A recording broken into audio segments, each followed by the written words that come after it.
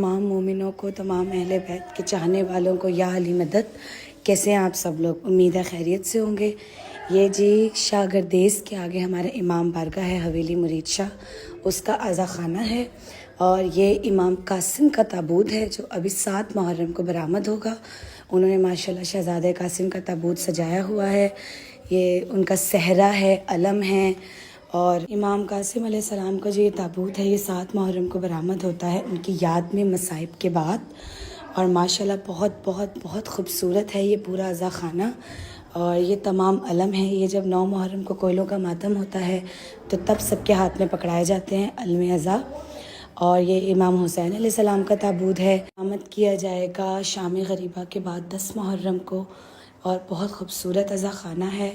تمام مومنین جتنے بھی ہیں جو منتیں اتارنی ہوتی ہیں انہوں نے، وہ یہیں پہ آ کے منتیں اتارتے ہیں اپنی، اور اپنی استطاعت کے مطابق پیسے بھی دیکھے جاتے ہیں۔ یہ ساری منتیں اتری ہوئی ہیں۔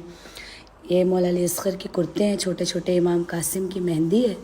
یہ کونس میں مہندی اس طرح رکھی جاتی ہے اس وجہ سے تاکہ جس نے منت اٹھا کے کسی اور کو دینی ہے تو وہ بآسانی جا کے دے دے، کیونکہ کون جو ہے مہندی محفوظ رہتی ہے امام قاسم کی۔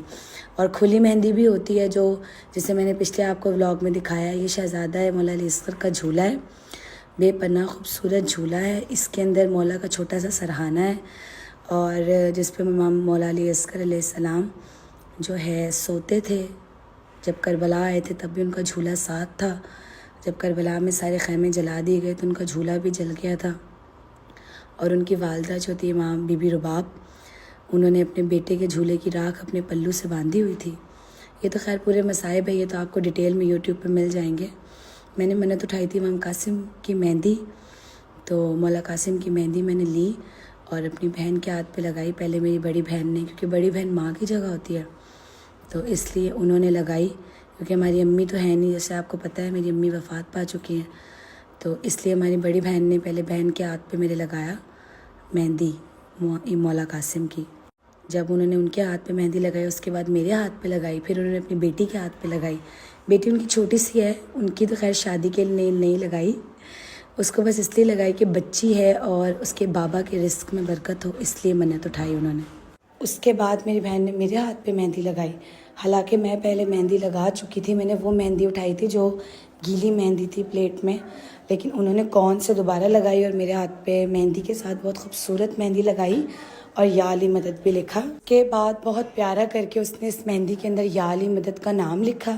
پھر میری چھوٹو سی ایک میڈم ہے جن کو مہندی لگانے کا بڑا شوق ہے، اس کے ہاتھ پہ بھی مہندی لگائی۔ جی اب یہ والی محترمہ آ گئی جن کے ہاتھ پہ مہندی لگ رہی ہے، اس کے ہاتھ پہ مہندی لگا کے یا علی مدد لکھے۔ یہ تو بہت چھوٹی سی ہے تو اس کو تو شادی کی مہندی نہیں لگائی، لیکن اس کو صرف اس لیے لگائی کہ اس کی بابا کے رزق میں برکت ہو، اور ویسے ہی یا علی مدد لکھا۔ مہندی لگاتے ہی اپنی بالکل خراب کر دی تھی، لیکن میں نے کافی دیر تک جو ہے اس کا ہاتھ پکڑ کے رکھا تاکہ مہندی خراب نہ کرے۔ یہ دیکھیں جی ہم تینوں کے ہاتھ اور ہماری مہندیاں۔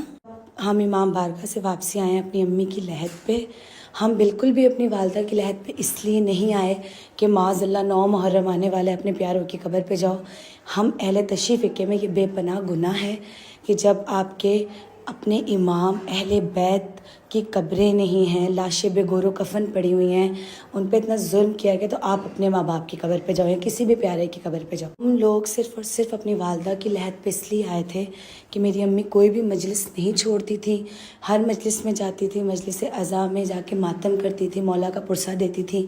تو میری والدہ اب جو ہیں اس لحد کے اندر ہیں، اس زمین کے نیچے سو رہی ہیں، تو وہ جا تو نہیں سکتی امام بارگاہ، لیکن ہم تو ایک امام بارگاہ کا ماحول یہاں بنا سکتے ہیں۔ ہم لوگوں نے یہاں پر نوحے لگائے، ماتم کیا، پرسہ دیا مولا کا، تاکہ ہماری والدہ کی جو لحد ہے اس کو سکون ملے، اور میری امی کو یہ محسوس نہ ہو کہ وہ اس دنیا میں نہیں ہے۔ اسی طرح وہ مولا کا پرسہ دیں، روئیں۔ ہم صرف وہاں مجلس سے عزا سجانے کے لیے گئے تھے، بالکل بھی اس پوائنٹ آف ویو سے نہیں گئے تھے کہ اپنے پیاروں کی قبر پہ جائیں۔